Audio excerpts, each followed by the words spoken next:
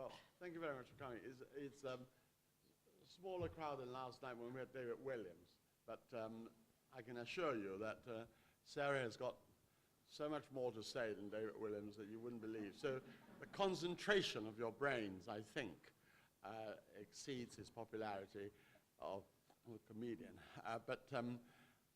Now, I interviewed two, I wouldn't say frivolous people, but they are extraordinary in their own way. Eugenia York and David Williams the day before and yesterday. And today I come to talk to Sarah Helm.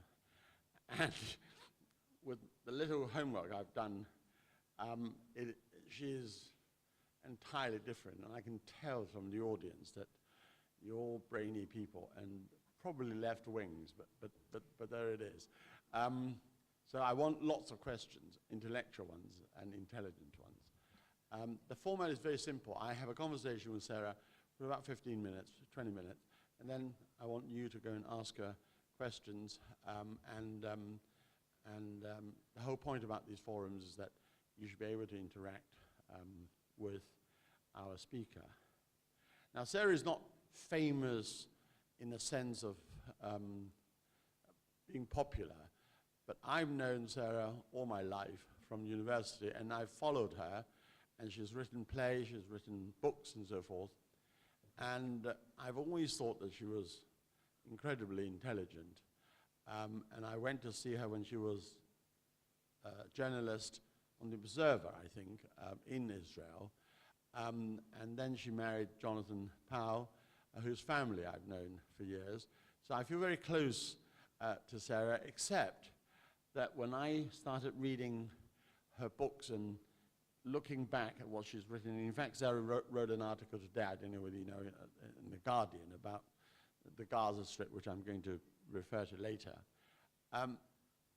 It suddenly dawned on me, Sarah, that you have got a very warped mind because you write about extraordinary things. The first book you wrote was about this completely unknown character called Vera Atkins. Atkins, sorry. Hackins. Well, she wasn't even called that. She was an adopted name, right? She was called Heisenberg or something. Rosenberg. Well, it's all the same. One berg is always the same as the next one, like an iceberg. But the point is that I remember when you first wrote the book, I bought a couple of copies and I tried to read it. It was quite hard going. But it was about a totally obscure woman in a totally obscure movement that we don't know about called the SOE, or whatever it is, Special Operations. And at the end of the day, I didn't think she did anything absolutely extraordinary. Now, can you explain to me, first of all, what made you want to write a book like that? And it was your first book, wasn't it? It was my first book. Yeah, they were speaking to the thing because you're being recorded. Well, but why an obscure woman who didn't really accomplish that much? I mean, she was extraordinary in my mind, only in the sense that she recruited women to plant them in occupied France and then made sure that they were okay and so forth. But why was that extraordinary? How did that light you up? I mean, if I had not read about Einstein or somebody, then there's a reason. But I just didn't think that she was exceptional enough for anybody to write a first book on. Right. Well, I'm glad David isn't my agent or publicist, I must say. I interviewed him for that job some time back and turned him down.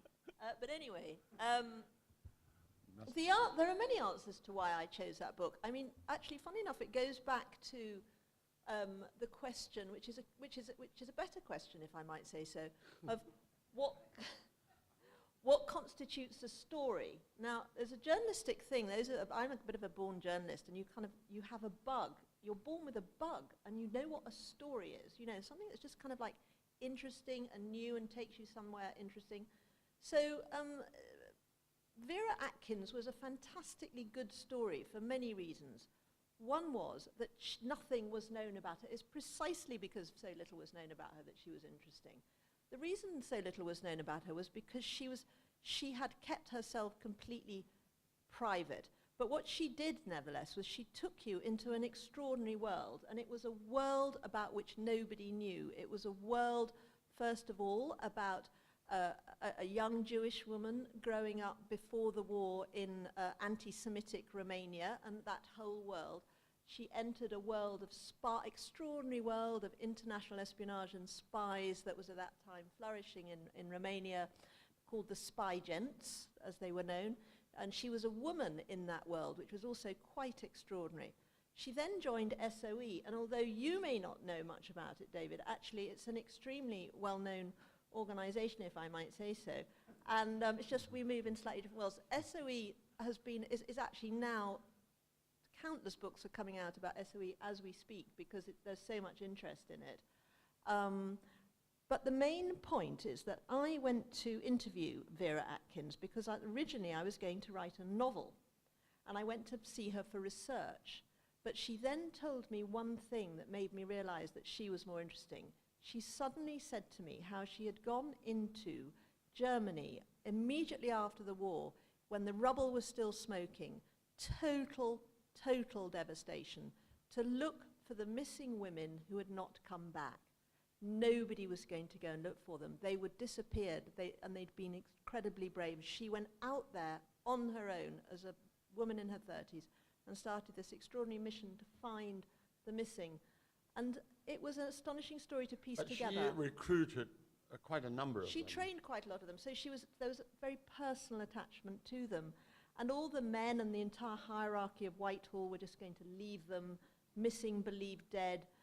Their role had been denied anywhere because it wasn't allowed to send women into these jobs. I mean, I think the record was that she probably recruited about 475 or 500 of these people, and there were about 150 missing, and that was what she did. She went out to look for this 150 people that she had recruited, and then it took you into that world of war crimes. How many in did Germany she find finally out of the 147 or whatever? Well, a lot of those numbers that you're talking about were men. Actually, there were far fewer women. There were about 20 women in all, and she found, I forget the precise figures now, but she found about 20 of them were dead. They were taken to concentration camps and died in the most horrific way. So the other point about Vera is she takes you straight into the camps at a period about which we know nothing. Immediately after the end of the war, she was the first person that went to places like Ravensbruck, Dachau. She was there, way before most of the people who've written about it. So she also opened up a whole part of history that had not been written about before. Yes, and indeed, you talked about Ravensbruck, which was your second or third book, I can't remember, about this horrific concentration camp, of which there were a lot more than people realize, you know, because we just associate concentration camps with Auschwitz and Birkenau, but in fact there were tens of thousands of concentration camps. So what was so special about Ravensbruck? Well, the point which is the other reason why I find it extraordinary. And then, you got into this woman who's, you say it's an incredible story. I mean, it wasn't gripping for me. I don't know why, but I like a bit more spicy, spy story. Wait till you see the movie, which is coming out soon. Oh, have you sold the rights? Yeah. All right. But are you rich now? I won't be inviting you to the premiere. But Ravensbruck is another, harrowing story. And when I picked it up, I said, do I really want to read another book? So my question to you is that, why did you write another, it must be a highly depressing book, about the conditions of men and the horror and evil of men about which we know so much already? But we don't know anything like enough, and we didn't know anything about what happened to the women. This camp had been sidelined, and it was a camp where 90,000 women, as many as 90,000 died. And it was a camp which most people hadn't heard of in this country anyway. But what's the difference between whether it's a woman or a man? I would have thought it would be equally bad if Ravensbruck was by gender or only men. I find it extraordinary that are you a staunch feminist? You've concentrated on a woman heroine, and now you have concentrated on something which is only made out of women. But we know the horror. I mean, But we you don't. wrote about it. No, we don't. I mean, they kill off people in order to accommodate them. No, we don't. The great thing about Ravensbruck is it takes you into a world of... How much horrific was it then? Well, Auschwitz I'm not said? saying it was more horrific. It wasn't more horrific. It was different, but what it does, but it also had some of the same horror. For example, we didn't know about what happened to what the Germans, extraordinary, huge roundup of what they called asocials. A lot of these were down-and-out women, and many of them were prostitutes. Many of them were just very poor, homeless women who were rounded up and dumped in Ravensbrück, and many of them died the same. Their stories have never been told before. No, but I mean, there must the be French what? resistance, the women who fought in the French resistance, the Polish women who fought in the Polish resistance, extraordinary, and the Red Army women more than any. There were these extraordinary women who were doctors and nurses captured in the Battle of the Crimea, who were marched virtually all the way to Germany from the Crimea. And the stories of sheer bravery and courage and survival needed that to happened be told. surely all over the concentration camps, Yes, of which it there must did. have been, what, 90,000? Well, I'm happy for other people to write about other camps, but but it also, the other great thing about Ravensbrück, which I would say, there are many points to make about it. There are also, for example, women guards. That was a fascinating, the psychology of that. But Well, how they... Yeah, how they behaved and in fact, some of the inmates themselves turned themselves into guards in order Semi-guards, to yes, survive. yes. But we don't know whether they were, just wanting to survive or whether, in fact, their morality changes. But I mean, do we want another story on... I mean, if you wrote about Anne Frank, you would have done one thing without having to write two books. I mean, in Anne Frank, you've got somebody extraordinary, and in Anne Frank, you know exactly what was happening in... But if you take that argument, David, then we might as well not bother having any more books about World War II. We know what happened. We know, that there were what went on. We might as well not have any more books about anything, frankly, Anyway, because I'm we know very it all glad already. to say that my opinion is a minority, because the first book on Vera, you earn excellent reviews, and in fact, in America, of all places, you earned the highest accolade. Were you surprised that it was the Americans who gave you all the distinction of this book? No, but actually, thank you for telling me, because I wasn't really aware of that. Oh, really? Well, there were two. I mean, I read the reviews in New York Times. Of my first book?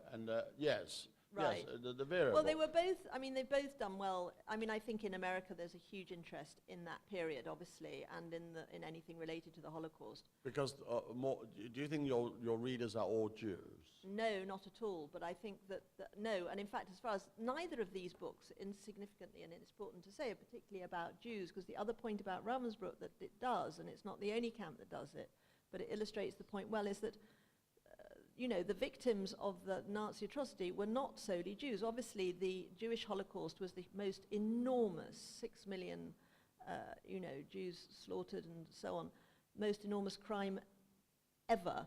But Ravensbrück, only 10% of the prisoners were Jewish. Yeah, but hold on 1 minute. So it just brings into the point that there were not I'm now going to say only- something politically incorrect. I mean, I know there's 6 million Jews and so forth, but I mean, we've had that in the history of time almost non-stop since history has been written, of absolute horror. Now, I'm not for once saying that undermine the Jewish Holocaust and so forth, but don't you think that perhaps we are much more sensitive about that episode because of the advent of the camera and the videos? I mean, the record for the first time of a documented history of extraordinary cruelty and evil, and therefore we are much more sensitive to it. I mean, there are atrocities in China. I mean, in the Second World War, 10 million people died in China. In Europe, only Britain 500,000, France 500,000. But, I mean, other than the Soviet Union, where 20 million people died, which was worse. Now, I'm not saying for the moment that the Holocaust was mining in any way whatsoever. But to this day, I find it extraordinary that people are so much more sensitive. And the moment you say anything remotely undermining of the Jewish Holocaust, you get people bashing your. I was at the Claridge's Hotel once, and I had just been to the Bayreuth with Stephen Fry, and he was writing about the story of why Wagner was anti-Semitic and so forth. And I saw him across the room, and I wrongly went like that to him. I made the sort of salute, because we'd just left Germany, and we were in deep discussion about Wagner's music and his anti-Semitism and so on. 3 women immediately came up to me and accosted me and wagged their finger and said, "How dare you make that sign in here," and so forth. And I had security people. I was a director of the company. I was thrown out of my own hotel because, you know, I was seen to be making a gesture. So anyway, the point is that what fascinates me is the fascination of that Jewish Chronicle in your life. But it's not. I'm making the point that they weren't, that this wasn't a Jewish story. The whole point about Ravensbruck is there was only 10% of them were Jews. I think that, you know, as you're rightly saying, many people have written about the Holocaust and the Jewish Holocaust.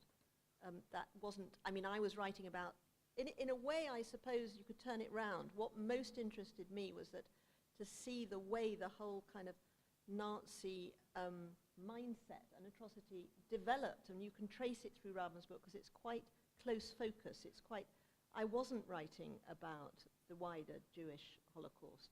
And in fact, I argue very strongly in the book that it is in large part because of the domination of the narrative of the Jewish Holocaust, which really only began in the late 80s after the Cold War, that the other camps, like Ravensbrück, which were the non-Jewish camps, got sort of overlooked. But it was about Nazi evil. Yes. Yes. But well, it was about evil. It's about the capacity of mankind for evil. I admire you for that that you can, you know, research, which you did marvelous research on both books and so forth. How you, I mean, were you mentally disturbed when you find such evil? Don't you feel sick sometimes? I mean, when you wrote about Ravensbruck, were you physically or mentally? I mean, did you get exhausted? A lot of people have asked me how I could do it and whether I had nightmares and whether I was haunted by it. Weirdly, I didn't have a single nightmare related to Ravensbruck. I do have nightmares. What about? You don't want to know. Tony Blair. Because in your play, you're in bed all the time with your husband, right? Talking about Tony Blair. So you must have had nightmares about. I mean, your play called Loyalty, which we came to see. I mean, were you pleased about that play? Is that the only play you've written? Yeah, but I am actually trying to write another one at the moment. Yeah, right. Okay. But let's go back to Loyalty. I mean, how did people react to it? Were they? I mean, I remember when reading the reviews, then they all were a bit jealous of your. The reviews weren't very nice, but I think it was directed at me. I don't think I had a fair. The actual people who came to the play were very nice about it, but unfortunately, particularly basically, if you write a play and you get it on the London stage, but it's on the off-West End like Hampstead, if you don't get 5 stars or maximum 4 stars from the Evening Standard, it doesn't transfer. So they can kill a play just like that. Reviews of theatre reviews, and they set out to kill the play. But they accused you mostly of being slightly sanctimonious in the play. I mean, was that a justification? Was that a justified criticism? No. I mean, the character. Well, it was very tricky, this, because I actually went out of my way, funnily enough, to make the character. There's a character loosely based on me and a character loosely based on my husband. To make the character loosely based on my husband much more likable than the character based on me, and yet, for some reason, it went all wrong. But forgetting about the play, did you talk a lot about his day at number 10 when he came home? Yes. Was that, was he not doing so against the Official Secrets Act? Oh, well, that's the question of loyalty, wasn't it? To what extent? I mean, so now you're telling us that your husband comes up. Well, no, in fact, you wasn't a husband at the time, right? You were just living together. That's honestly, even worse. I mean, so every day, and you nagged him because you're a journalist, so you're naturally curious. So he comes home and you say, well, how was your day? And then you would say, I remember. What did he say? You know, what did Tony No, Blair the say? point What did he is say? this, about the whole point about the play grew out of the whole WMD episode, which I'm sure everyone remembers. I felt very, very strongly from way before the war began that there weren't any. Now I know How did you know that? Okay, I'm coming to that. I know a lot of people felt that maybe. I had particular reasons for thinking that. One, which you may dismiss, but I reported in Iraq in the mid-1990s and for The Independent, and I went and I interviewed weapons inspectors at that time. And I remember particularly getting a very, very detailed report on how they had found all the WMD at that stage. That's after the first Gulf War. And they were out of there, and they'd and then I kind of gave up all that and had babies and so on and stopped reporting. But when they suddenly announced, you know, in 2001, 2002 that he'd got these weapons again, I couldn't nobody ever explained how he'd got them back. So I kept saying to Jonathan, but I don't understand, because they got rid of them all in 1995, 1996, and he could never answer that question. That was one thing. Well, because they didn't finish the war. I mean, first of all, Bush didn't But they never did get them back, as we now know. Well, I know that, but I mean, but the point was that. But also, but you had no justification in believing that in the meantime. But there was partly that. No, of course I couldn't be sure. But the second reason was that Jonathan is a very transparent person. He's one of those people who's not very good at lying. No, thank God. Go on, quickly, before he arrives. He's not very good at lying. In fact, Tony Blair once made a very funny joke. He said, well, I can always, you know, I know you're not telling the truth, Jonathan, because you're blushing. You know, he's very overt blusher. He's very easy to read, and I knew that he didn't really believe it, and also I used to hear what Tony said, and I can sense that none of them really. I know you kept saying to him, what did he say? Aware of desperation. So, but anyway, so that but is more why to the point. Let me I asked him. Yeah, all right. But more to the point.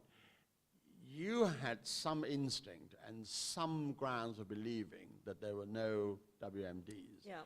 But were you not more of a concern that they were using that as an excuse to go to war with Iraq? Oh, absolutely. That was the other thing, of course, that the whole motive, the timing and the motive, the fact that we were just following Bush, who wanted to kick ass. If you remember, I overheard a phone call between Blair and Bush, which was one of the most shocking things I've ever heard. Unbelievably crass, childish conversation on the eve of this appalling war, which opened by Bush saying, oh, I'm just ready to kick ass. That was the level of it. Yes, and I think that was the motive. After 9/11, he wanted to kick ass. But now we know. I mean, I've always thought that apart from the absurd episode of the WMD, which at the time I gave them the benefit of the doubt as being good intelligence, which turned out to be bad intelligence, I still couldn't connect the invasion of Iraq with 9/11, which Bush was trying, getting revenge. I mean, it is just, the whole world has gone completely mad. All right, well, look, listen, the latest thing you did, because you wrote this article in The Guardian today, goes back to the time when you were first a journalist and we came to see you in Israel about the Middle East. Now, Hamas, which is, this extraordinary organization that America wanted them to have free elections, and they did, and then suddenly they said, we don't recognize Israel, and so forth. So they said, well, we don't like that. And that has been languishing for now 20 years and so forth. Do you think now that they say we've got to work on a two-state a peace agreement, is it really something that the West should seize upon and make it work? Or, as you intimated, the West don't really care? Well, the situation out there is so tragic, and so much of it is of our own making. It's just totally and utterly unacceptable to have 2 million people enclosed in an open prison, which is effectively what's going on. Now, they are the people that sort of, in a sense, govern the prison, but of course they are also prisoners themselves, who are Hamas, of these Islamic extremist group, who, obviously they have gained support because people have become desperate. But I have seen it change. I was there in 1993 when the Oslo deal was signed and peace was possible.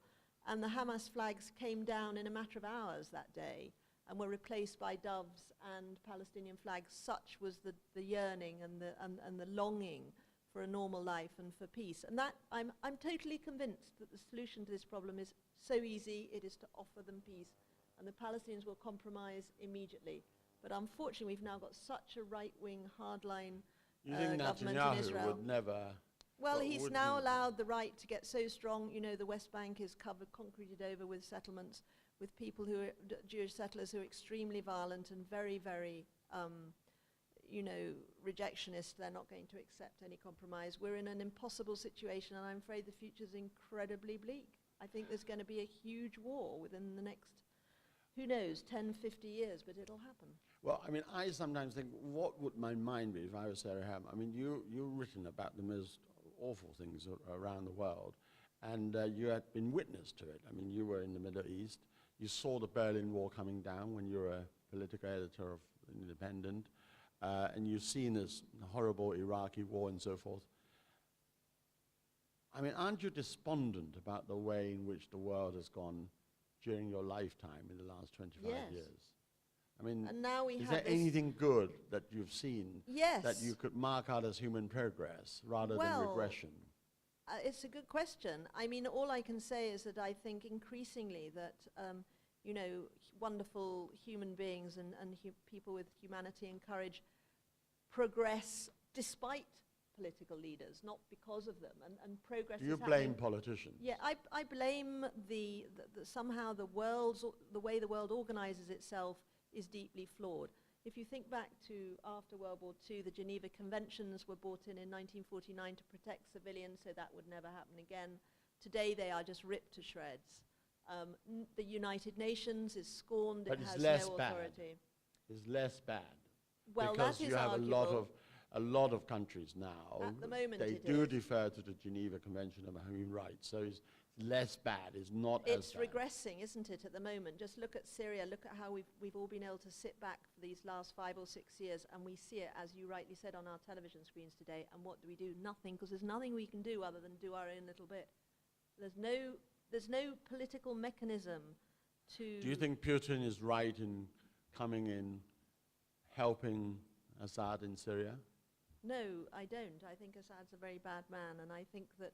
All right, let me ask you this. If you had a magic 3 minutes and Donald Trump said, you can tell me what to do and I will do it, what would you ask him to do today? Well, I would ask him to form a new world form of United Nations, totally revamp, reform the United Nations, and be absolutely Why do you a think, what party is the to it. problem with the United Nations at the moment? The problem with the United Nations is well, many problems with it, but The one of main them one. is that it is stymied by the veto that happens in the Security Right, Council. the Security Council of the 5 nations. And also by the Americans, who don't really support it when it doesn't suit them. Therefore, it doesn't stand Yes, up. I agree with you. I think is the veto of any of the 5 main nations who form the core of the Security Nation, which is a bit of a problem. So that number 1, to reform the And number United 2, Nations. I would immediately introduce a form of new Geneva Conventions for the modern age, which would be the priority. So there would be no possibility of national interests overtaking it. So, for example, in Syria, there would have been an automatic process that had been agreed in principle that when civilians have to be protected, a UN protection force immediately goes in with huge force, because that would have been necessary to protect these civilians while the talks. There's nothing, we didn't even manage to set up a single safe haven. Well, I mean, that's the no-fly same zone. thing, because It's the related to the UN first thing. forces have got no real teeth, have It's they? related to the first thing. I No, mean, it's that's not- right. Exactly. They've got to have teeth. If they can go into Iraq, as they did, with that massive force, and do what they did in Iraq, they could have done it in Syria to protect civilians. But their priorities are wrong. The priorities are completely wrong. But then, you have the argument is that, you should think about whether you're going to bring about something which is worse than before. I mean, we've seen that in Libya. We've seen that in But they didn't Syria. really try. And you talk about this human rights, you talk about UN conventions and all these wonderful ideals. Well, nothing is going to be perfect because the human race works in the way it does, but you've got to keep trying. So what's the third thing you might ask? The third thing is, one thing that I think I really learned from working on my last book about Ravensbruck is that I think the International Criminal Court is hugely important. It is being undermined at the moment because it doesn't suit various countries in the world. I mean, South Africa recently tried to kind of get out of it and so on.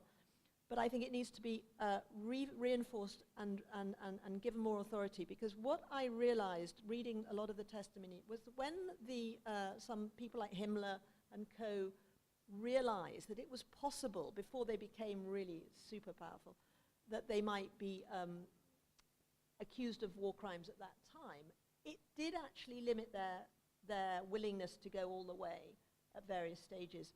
And also protection for some of the prisoners, that the knowledge that if they kept evidence about war crimes, the people who were imprisoning them might be slightly restrained. I think it's a protection, and it's one of the very few we've got. And I think the ICC is also not a perfect institution. But notwithstanding that, I mean, you know, people are very conscious about war crimes, and leaders around the world are continually warned about war crime prosecutions. But they know they're so not forth. really going to be prosecuted, though. I mean, if you look at Assad, you know, he knows perfectly well he's going to walk off scot-free. No, I think he knows perfectly well that when things settle, he is going to be pursued for. Well, let's see. I think it would be very stupid for him not to. But going back to Himmler and so forth, but I don't think that it would be a deterrent. I mean, I understand that. I mean, that's why they immediately whitewashed all the, for example, at Auschwitz. I mean, it was very, very soon after the war, they tried to destroy a great deal of evidence. In fact, I'm amazed. The Nuremberg trials did happen, and they were not perfect, but they are remembered today, and they are upheld as a hugely absolutely beneficial thing. And we need to be able to revisit that sort of level of when the world comes together and agrees, you know, enough is enough. These institutions must not be undermined, because they're all we have, and they're not perfect. But we've got to keep just moving forward and trying to strengthen them, because otherwise, and I'm afraid with all this retreat into this nationalism and populism, and I'm afraid, I mean, I'm, you know, speaking as someone who's completely against what's going on in this country at the moment, I think the fact that we're breaking free. You're a strong Ramona. Well, yeah, I am. I mean, the thing is that the European I've been a Brussels correspondent. I know what Brussels institutions are like. I hate. It's the only time in my life I've been really depressed working in Brussels. Yeah. So why are you? Why are you supporting it? It is the most ghastly institution. It is at basic, despite its failings on many levels. At a fundamental level, it is about working together. About unelected people talking values. and whining and dining in Brussels. Well, of course there's an element of that, but look at our unelected people, for God's sake. Look at the House of Lords. Well, it is elected in one way. No, it's not. Well, it's much less elected than before. House of Lords has no teeth anyway. At the end of the day, they can delay legislation, but especially in finance, they can't do anything about it. It is a joke. I mean, I think criticism of the House of Lords is completely pointless, because they have no. Because of our rubbish system here, we've got no opposition to those. It's because of your husband's government who's appointed all the 300 completely idiotic peers. I agree. I mean, actually, Jonathan wanted to abolish the House of Lords, but unfortunately, Tony didn't. Has he ever been offered a No, peerage? he's refused it. He's refused it, yeah. But don't you think that he could? Me being Lady Power. I can. I mean, you got. Yes. I mean, Well, you don't have to call yourself Lady There are Power. already two of them anyway, so we don't. But if somebody asks you to go and become a peeress, I mean, have you ever been offered a peerage? Certainly not. I mean, Well, you're upright. I'm you've just got. a journalist. You know. I'm not the slightest bit political, or I don't have, you know, strong political. All right. Well, views. I've taken a lot of your time, and I want questions from the floor. But I admire you for being so not stone-faced, but I mean, you have looked at the most difficult things in modern history, and you have lived the Middle East crisis, the Berlin Wall, Brussels, Iraq. Brussels was the most difficult, I have to tell you. Yes. Well, I think Brussels is now one of the most dangerous cities in the world. I mean, the whole point about Brussels was that Belgium, the king wanted cheap oil in 1931 and did an evil pact with Saudi Arabia in return for letting them build mosques. And of course, Saudi Arabia, as we all know, is a great exporter of Wahhabism, the fundamentalist way. And that's why in Belgium, we have so many radicalized Muslims. Before 1931, they all came from Egypt and Morocco and so forth. They were normal, you know, law-abiding Muslims. But the moment after 31, when King Erdogan got cheap oil from Saudi Arabia, that was the point of no return, where they absolutely radicalized people and also imported Saudi Arabians into that country. And I think there's a very sad story. Anyway, look, listen, I've said enough. Who's got an intelligent question? Or unintelligent? There must be some. I mean, I can't go on asking. Yes. Yeah, can we? We're going to have nightmares about Tony Blair. How do you distance yourself from the horrors that you have to write about? How can you? Well, I know I asked that question. You say you didn't have nowhere, but the question is, how could you have done that? I mean, are you callous? Have you got no sensitivity at night, or do you switch off? And are you just a robot? I don't know. Maybe I'm a robot. I've got two answers. One is, you know, as I said at one point earlier on, I'm a journalist, and you know, I don't know, journalists go after what they think is interesting in the stories, and to some extent, yes, you box things off to some extent.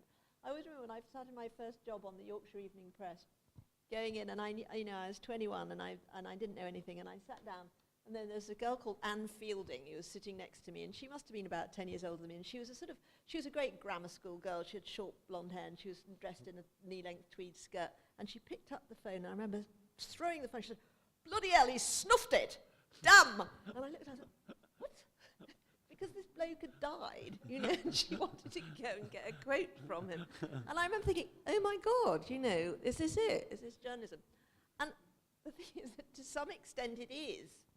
You know, you get, and so but you have to watch yourself. So that's one answer. You do start parceling those things off, because you do, you know, to some extent you're looking for the interest and for your writing. All the time you're writing in your head, so you're thinking, how's this going to fit together? How am I going to put that with that? How am I going to tell this? How am I going to find her to talk to? And so on. And before you know it, you're saying, oh damn, he snuffed it. But the other answer is, and it's more important, and it's particularly true of Ravensbruck, but also of my first book, is that while you're doing this, there are these wonderful people that you're meeting all the time, and you're going through it with them. So, for example, in my book about Ravensbruck, I could give you countless examples, but there was a French doctor called Lulu Lepause who worked in the TB block in Ravensbruck, and she was the most wonderful, inspirational person, and she was incredibly courageous, and she managed to help people, not because she had any medicine, but just because she was incredibly positive and strong, and she could just tell people she was a doctor. That was enough for some of them to think, there's somebody here. And I'm talking to Lulu, and she just helps me, and actually they watch me as they're talking to me, because they're watching how much they can say as to how I'm going to react, and I can see them watching me thinking that, because I'm new to it. So they introduce me slowly to it. I spent about 4 times in her house in Bordeaux when I went to stay with her. She was absolutely wonderful, and I've got her on tape. So meeting people like that, they help you. But They're how with do you. you establish their veracity? I mean, we are talking about 40 years, 50 years In terms later. of what they say? Yes. Well, I mean, you know, you go in and you say well, of they're course you marvelous don't. and so forth. Yeah. You don't always, of course, memories can be faulty, as we all know. Well, also, people make things up. I mean, And I make people- things up 40 years ago. Well, that's all very true. easily. The way it happens, I mean, I took a long time writing this book, and over that, you get to know the story very well. You think instinctively, you know whether people you are begin lying to or not. know if something doesn't fit. Because, for example, I remember after about a couple of years, I came across some evidence of some hangings at Ravensbruck of Jehovah's Witnesses, a description of this. And I thought, first of all, I thought that's very interesting and obviously very horrible, very interesting. Then I thought, actually, I'm not sure about that, because I hadn't heard about it from anybody else. I'd not seen it in any testimony. And that's the kind of thing that would have appeared somewhere else. And it wasn't true. And it was so not true. It was not true. So you've got to watch for it all the time. And gradually, if people tell you things, you get a feeling for what's right and what's not right. And also if you're a witness, you get to know your witnesses. And some of them have astonishing memories. Lulu did. Some of them less so.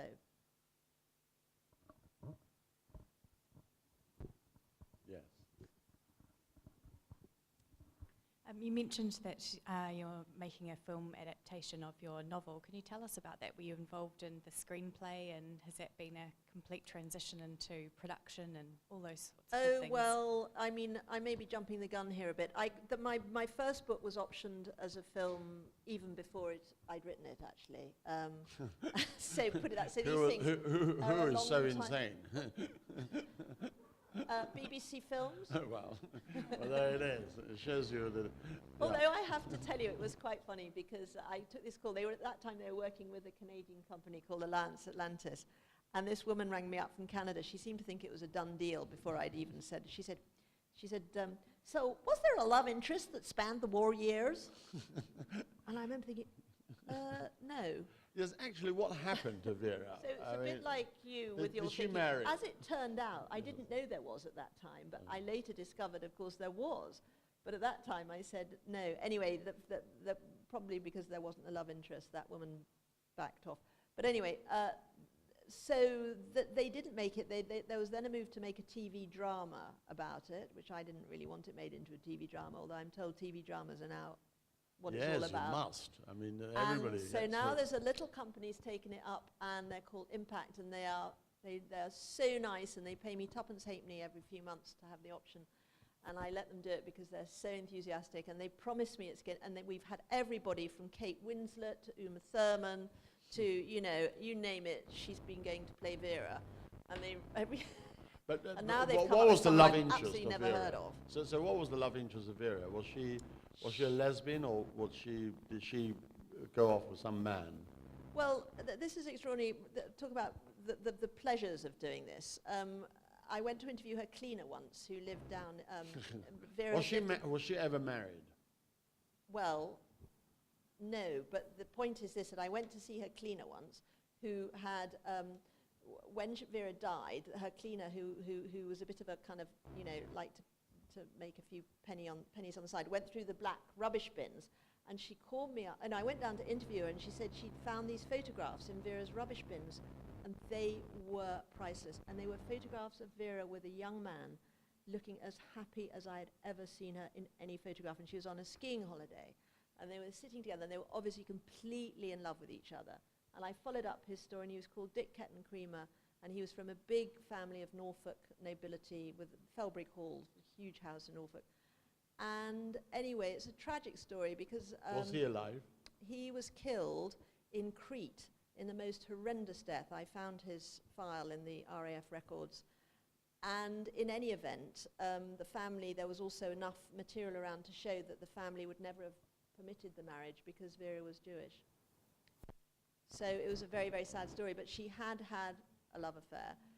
She may well have also been a lesbian. Quite possibly, there's a lot of suggestions that she might have, been interested in men and women. I could never quite pin that one down. I think probably she was interested in both, but she was certainly in love with If you were asked to do the adaptation of Well, I of did the film. complain with the first screenplay they sent me. I must say, ideally, it was cringe-making, as you can possibly imagine. There was a scene, because Vera had to check the clothes before these poor girls got in the aeroplane to make sure there weren't any English cigarette packets and stuff in the pockets. And this screenplay was all about how, her fingers lingered over the... But how do you know that it wouldn't have been true? Well, I don't actually, for sure. But I mean, I remember the bit which I did read in the book was that she was teaching how people to infiltrate into France and not to appear to be found out and so forth. And she would recommend girls to have different fillings in the teeth. Wasn't that part of the camouflage, that the lengths to which you went? Like I don't think that was in my Richard book. Burton having a circumcision at the age of 32 in order to get to Mecca. I mean, Yeah, well, I they would've- thought I read in something that she went to great lengths in trying Well, to actually, prevent... they did, but they didn't go to enough. I mean, these women were, some of it was so amateurish, it was unbelievable. And some of them, their French accents, was Yes, so I know. One of the appalling. things that she insisted on was they had perfect French accent. Yeah, but they didn't, and some of them were So a she complete... wasn't very good. Well, no, you see, Vera was really, I mean, there was a limit to what she could do. She wasn't in charge of the whole picture at all. I've never come to appreciate. I mean, I have You've to got say a it's lot. not- You don't like her. No, I You've don't. taken Well, I mean, again- it's not that I You've don't like don't her. I worry, don't you're think not she- alone. A lot of What? people didn't like her. I mean, I don't think she was Madame Curie, certainly. And the trouble is that I read Anne Frank very early on in my life, and she made a remarkable impression, and you can't have anybody else. I mean, every time I read about these harrowing stories and this harrowing times and so forth, is that you put it up to Anne Frank, and it's just But she's not not. as good. It's not a beginning of a comparison with Anne Frank. I don't think Yeah, it's. okay. Well, anybody else got a question? Yes. I just wanted to go back to the comment you made about truth, and I was just thinking, what do you think is the role of the journalists in a post-truth world? Oh God. Well, I think it's the most depressing thing, on the planet. I mean, I was a founder member of The Independent in 1986, and I'm not saying it was perfect, but it tried to. There were certain standards. You tried your best to get it right, and you tried your best to be balanced, and you actually went out and you spoke to people. You didn't just kind of follow up stuff on the internet. I mean, actually, when I was on The Independent, I went on the longest journey that any journalist ever went to have a door slammed in their face. I was flown out to Tasmania once to interview Peter Wright during the Spycatchers affair, which you may or may not remember, but anyway. And it was like a 48-hour flight via Hong Kong. I probably dropped in C. David on the way. In fact, I think I did. On the way back, because he slammed the door, and I just had to stay there for a whole week hoping that he'd speak to me. And I rang up the office and I said, well, I'm here, but he's not speaking to me. And so I stuck notes under the door, and then he came back. But I mean, basically, we used to try and do proper journalism, but it's dying. It's virtually dead. And I think Well, I have to say, I mean, when it all happened, I thought it was rather sanctimonious. You people at the Independent all just thought that we are the really independent people who go after sources. I mean, Financial Times and the Times, they all did that. I mean, they checked their sources and so forth. I mean, the tabloids might not have. don't let's forget actually that the Times by that time, the whole point about the Independent was it was born out of the ashes of the Times. By that time, Murdoch had moved the Times to Wapping. Wapping was behind a barbed wire wall. Well, that was part of the reason they started losing money. But anyway, I mean, I agree. Of course, it wasn't the only paper, but at least it was. I think it was as independent as you can be, briefly. But now, I mean, What were you trying to get Peter Wright to say? That he was a spy, or what? What was? Well, it was all about his book Spycatcher and the whole question of which he published in Wilson and Tasmania in order not to be prosecuted. there were. I mean, I've actually forgotten what the whole. It was a complicated legal issue at that time. Yes, I but remember. we had the manuscript leaked to us, and there Yeah. was a ban No, on publication. yes, he published it in Tasmania in order not to be able to be caught Yeah. by the official secret acts. Yes, okay. But going back to your question, just to answer that question about truth, of course there isn't any pure truth. It's absurd to suggest there is. But I do believe that journalism is a craft that you can teach people how to at least get reasonably close to it. And I certainly think they have to keep digging away, whereas just taking there are any two fact roles, off aren't there? the There's the internet now is- reporting, which concentrates on so-called facts, and then the role of the journalist to give their view. I mean, I only read newspapers, of course, I read the news, and I'm expecting the facts to be there, but I'm much more interested in what the paper or the journalist thinks, to give me a perspective of what's happening. So I read your article today, I know your background going 10 and 20 years, 30 years into this Middle East situation, so I take note of that, and I'm interested in what you say. What do you think of George Osborne's New Standard? Well, I mean, it's ridiculous that he should be made editor. because he can't be independent in any way whatsoever. I mean, the first leader he had was to hammer, Theresa May on the way things do things. I mean, I think he's got too many jobs anyway, but he's standing down as the MP, so we can't criticize him for that anymore. But I feel sorry for his predecessor, who was obviously ceremonially sacked, simply because Mr. Lebedev wanted his ego heightened by recruiting George Osborne to be. I don't think he will last more than a year, frankly, and he'll be bored, and we will know what the Evening Standard will say.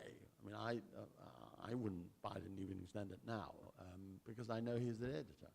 What do you think? I think it's improved a heck of a lot since you took over. Really? I thought it was rubbish before. It was just a gossip. So there's less flimsy gossip mag. What's wrong with gossips? I mean, Nothing. we But all I mean, at least he kind of tells you something, and it's kind of got. But I mean, some if you intelligence. believe in democracy, why shouldn't you believe in Mail Online, which has got 260 million readers every month? I've got nothing against it except that it appeals to But if you everybody's believe worst in instinct. democracy, that's what And it it's run says. by The someone world called- says that you called- should listen to these people. Called and you Dacre, should- who is possibly the most evil man on the planet. Well, no, because Paul Dacre is not the editor of Mail Online. Martin Clark is, and people get that wrong. Martin Clark runs the Mail Online and is totally independent from Paul Dacre, who does the print. But I know Paul Dacre is regarded as the most evil man, but he's married to a woman who your brother is very friendly with. Don't bring my brother into it. Professor. Yes, no, Professor I know. It's Dacre. true. Yes, exactly. No, I know, I'm Yes, sure. hello. And, One and two, and yeah. she's very cultured and so on. Partly a linked question in a way. Do you think that the media class and the political class are just too close? So, for example, they both decided that Brussels and the EU is a good thing, and therefore the Brexit people should be depicted as bigoted racists. They both decided, for example, for political correct reasons, not to investigate the child sex abuse in Bradford and other places, Rochdale, and apart from one journalist on the Times, the others all covered it up. And the politicians and the media have both decided that one of the problems with the police is that the police are racist, and therefore we should stop and search. And now we find every day black kids are murdering other black kids, but the problem is not the fact that there's black crime, the problem is still the police.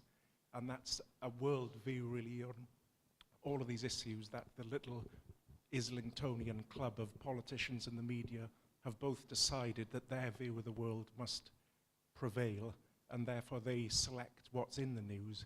So in addition to fake news, the media and the politicians together shape the agenda and just choose actively to report what suits their view, rather than being impartial finders of the facts. I think sometimes that, yes, I think sometimes journalists are too much in the pockets of politicians and so on. But I think it goes back to what I was saying before, that I think real journalism, where it, imperfect though it may be, is not doing what you're saying, is actually following what it thinks are, and of course it's always going to be subjective to some degree, of course it is, it has to be. But nevertheless, it will follow certain norms and make judgments that are not influenced by politicians. I mean, when The Independent was started, for example, we weren't in the lobby. We didn't actually cover the royal family either, although that didn't last. But so there was an attempt to distance from, those cosy clubs that you talk about. But it's all about But it's all in the eye of the beholder, isn't it? I mean, you say that the press has colluded with the politicians to, I think you said, to build up.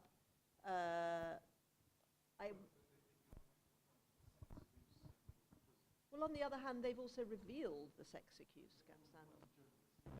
Well, I would dispute that, but anyway, yeah, okay. Well, I think a lot of it's depending on, your own vantage point, isn't it? I mean, yeah. He said, for instance, it's very difficult to be elected in that town if you're perceived as anti-Muslim. So he hushed up reports, and there's been a series this week on the BBC, which I haven't seen, depicting it.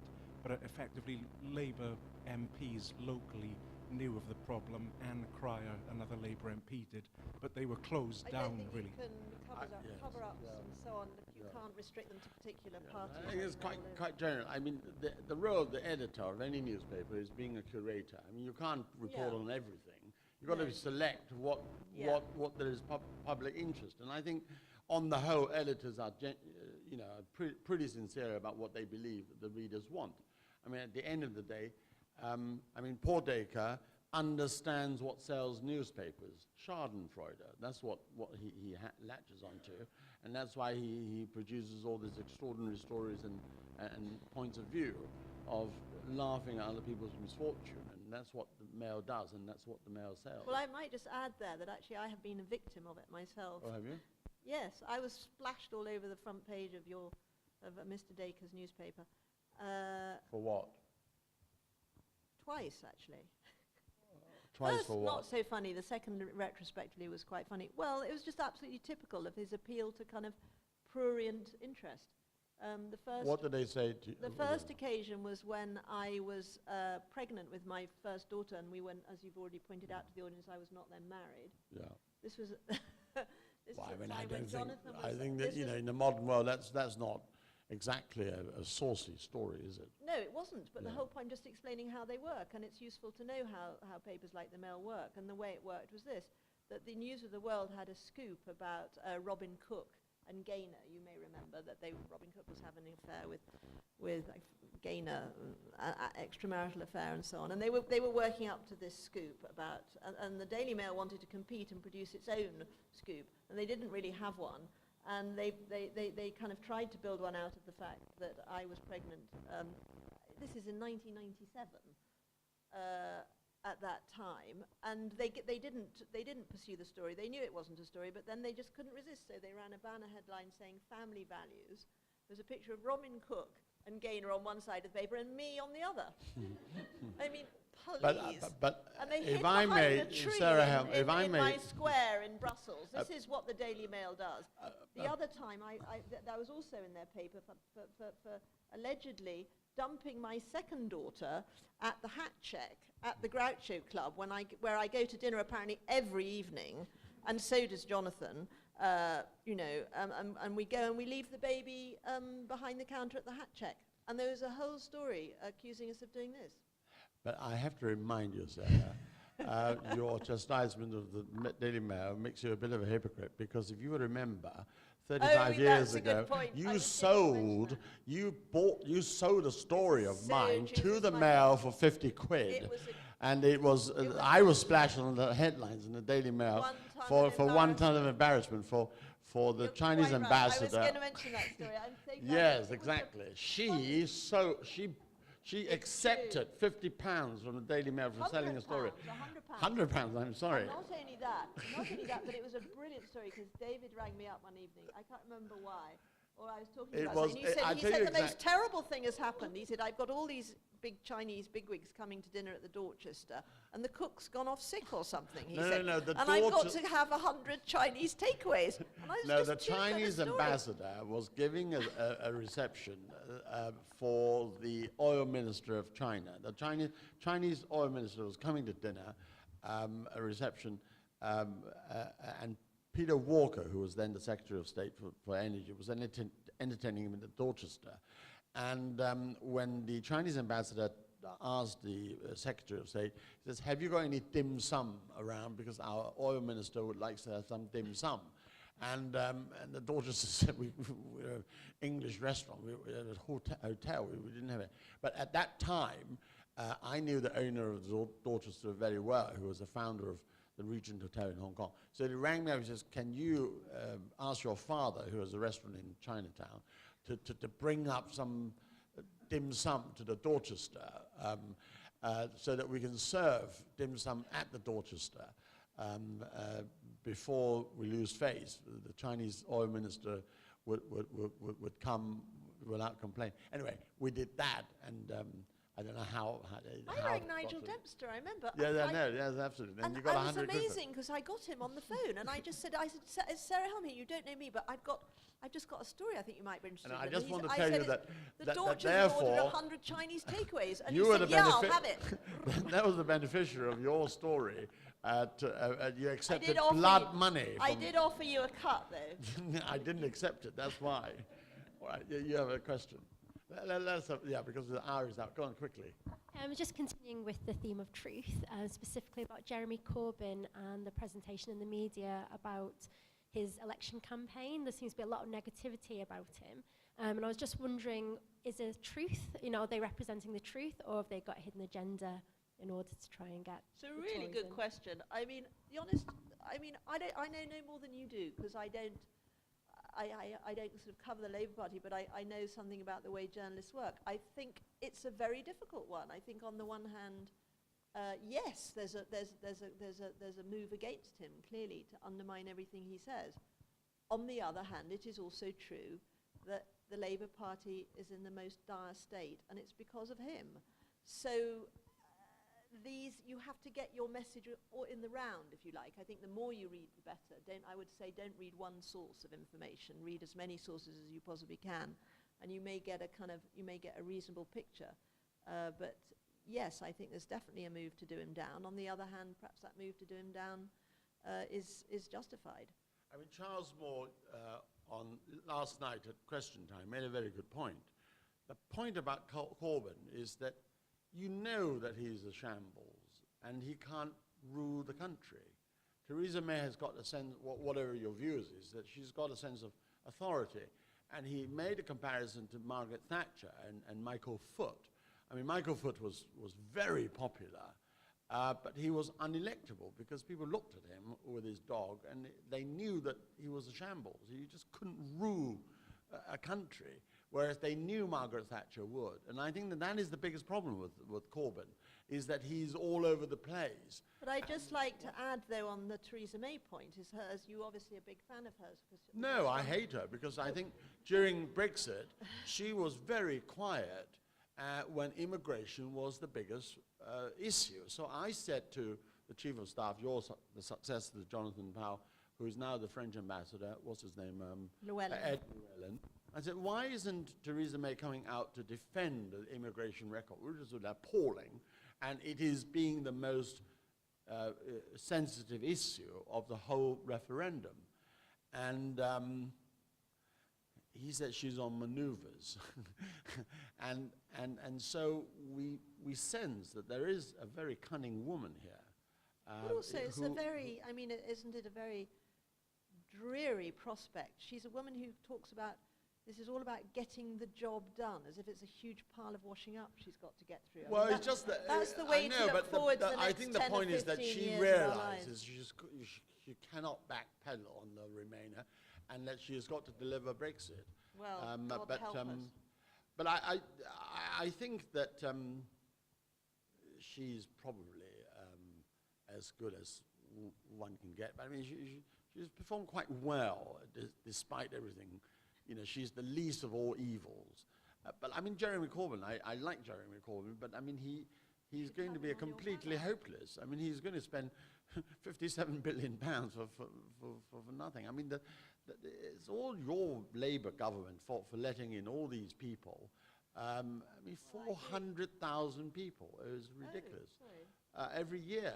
But, I mean, we need them. I mean, none of your No, hold on, 1 minute. Wait a minute. I mean, this is the biggest complaint I have about liberalism. And I mean, the moment you say you don't agree with immigration, and they say, well, you know, the immigrants are very important for the NHS, for well, we know that. I mean, if it wasn't an immigrant, no corner shops would have been born and no convenience stores. You go off to any airport at 5 o'clock in the morning, it's all migrants who are workers, right?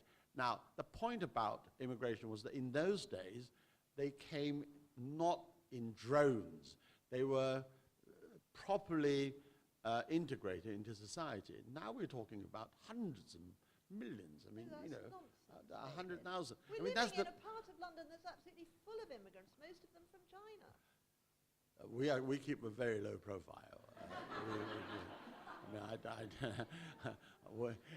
I can tell you that official figures, we've got 400,000 Chinese in Britain. I can tell you it's more than 1 million, so half of it is illegal anyway.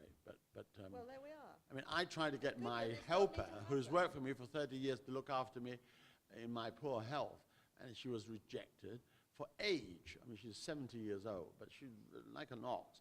And then I said, well, can she come over and be a tourist? And they said, we don't believe you, and so forth. And then we got all these millions of people coming in, you know, willy-nilly, and they go and suck the blood out of the NHS and the You dole. believe all that rubbish?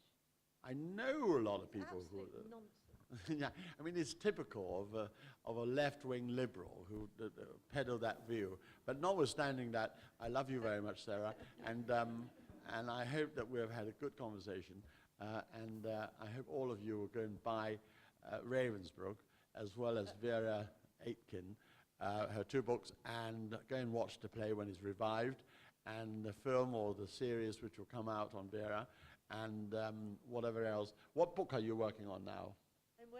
I'm actually working on a book on Gaza. On Gaza, another very happy topic. Thank you very much. I'm going to vote you the most depressed person in the world. But, ladies and gentlemen, will you please join me in thanking Sarah for coming to China Exchange today?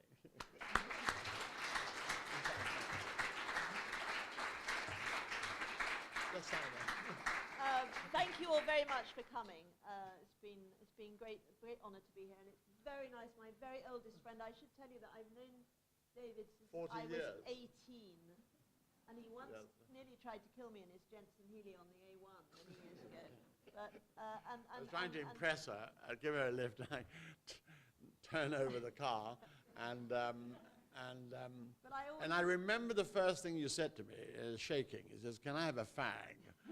And he's always tolerated me, and he's always been introduced a lot of fun. When in those days he used to take us off to the was it the Claremont Club or Aspinall's, and he used to give me £10 to put on the red dot. I thought that was very exciting. Trying to impress her. She was much prettier than she is now. You were young and blonde, and you're a real catch. But anyway, you know, it is incredible in life when you have very good friends. And one of the things I find most wonderful in life is that you don't meet them for a while and so forth, and they do the most extraordinary things. And I know Sarah, and I know her husband, and I know her brother, and so forth. And I would say at any time I know her extremely well. But just reading her up today for this conversation, I realized that she's done things which I never thought that she would do, and so forth. What did you think I would do? Well, I just didn't think that you would want to write a book like Vera, and then followed by Ravensbruck, and then want to write about Gaza, and today writing about this. And I mean, you feast on the most depressing issues of the day. Well, I'm a great fan of P.G. Wodehouse. It just doesn't make sense to me. I mean, I only want to read things that make me laugh. I don't want to read any depressing stories. But I admire you for doing so, and I'm very glad that the books have sold well. But anyway, good. Well, thank you very much for coming, and please come back to China Exchange. Thank you. Sarah Helm.